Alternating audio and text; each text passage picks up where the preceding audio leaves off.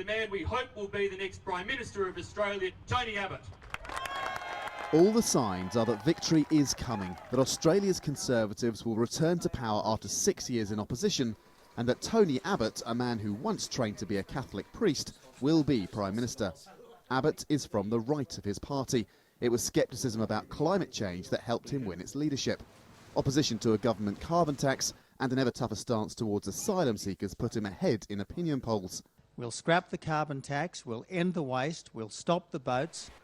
If elected, Abbott would probably be the fittest Prime Minister Australia's ever had. He's often up before dawn to run, bike or swim. As a student, he was a boxer for the UK's Oxford University. Tony Abbott is seen as a bit of a buffhead, a sort of belligerent, aggressive former boxer. He walks like a former boxer, he's got the ears of a former boxer, and he talks like a bit of a boxer. To his opponents, such machoism is a negative. Former Prime Minister Julia Gillard called Abbott a misogynist, and Australians, particularly women, haven't warmed to him yet. But on the campaign trail, Abbott's messages have cut through.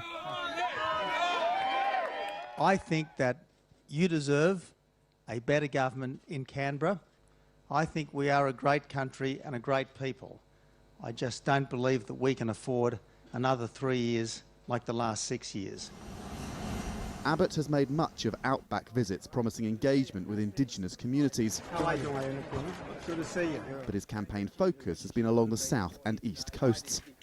The election will be won or lost in marginal seats in suburban areas of Australia's biggest cities. If Tony Abbott's party can win more than Kevin Rudd's in Melbourne, Sydney and here in Brisbane, then he'll become Prime Minister.